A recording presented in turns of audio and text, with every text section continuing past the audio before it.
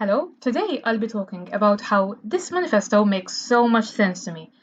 This is Young People and Information, it's well written, it's well explained, read it. It tells you all you need to know about issues related to the current new media scenario. It's easy to overlook the effects of social media, especially since it has become a way of staying true to what we understand by social. But again, under what we think is social, there are more issues than I can explain in 5 minutes. So, social media represents an age where it's normal to use a product without having any idea of its terms of service or marketing objectives. I hope we understand how serious it is that the media that we have accompanying us almost most of the day is amplifying propaganda, misinformation, and disinformation. The information crisis is relevant to me because every day we're feeding our minds with information we're not sure is true, and that is harmful in ways we don't always understand. This leads to a more confusing world with more disagreements. So, yes, I agree with the manifesto that we don't talk enough about the separation social media brings with it, such as through extremism and discrimination. Social media tells us that we're in power, but really and truly, no matter how much we believe it, they're the ones in power. Algorithms determine what comes on our feed, thus what we consume. We're being fed things we agree with, thus we're given, in general, an inaccurate view of the world. Again, we may feel like social media is informing us, but that's not always the case. So, we need platforms that are more democratic, that care more about the state of the world rather than making money out of our data. Because it's not about quality anymore, it's about what gets your attention first.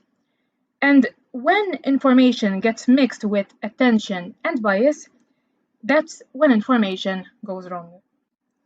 Plus, because of the attention economy, it's even harder to understand all this because of the reduced attention span. That is making us less reflective. In fact, what resonated with me most from the manifesto is the education aspect. If education doesn't explain these issues and doesn't go into critical thinking, it needs some modifications. To be honest, the transition between junior college and university was a bit hard for me. Because when I came to university, I was very new to the concept of critical thinking. I think it makes sense that these things are taught in primary, secondary, and tertiary again. So I agree with the manifesto that education needs to incorporate digital literacy. We need digital literacy to understand online behavior so that the effects of misinformation and disinformation can be mitigated. As we learn how to filter information to see what's important, fake, or relevant. We need to learn how to be a good career journalist because whether you like it or not, as the manifesto says, we can all be journalists today. We need to understand how algorithms work, how to use evaluation tools to assess information, how platforms and media organizations manipulate our attention, how to think critically, how we must deal with such a complex problem, basically, while also appreciating the benefits of social media. All this is important not only in the case of compulsory education, but the public in general and all ages. Lifelong learning is crucial, and how we interact with our phones matters. More awareness is needed so that we live more in the moment and decide what we want our social world to look like.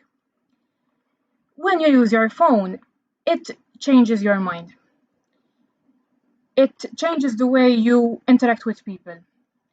Basically changes every aspect of your life. We need to be wary of social media, of how it sometimes takes us away from what's important, how it's making us think, and how it's influencing our sense of self and our sense of democracy. I agree with the manifesto that there needs to be more collaboration and discussion on making social media platforms more inclusive and democratic.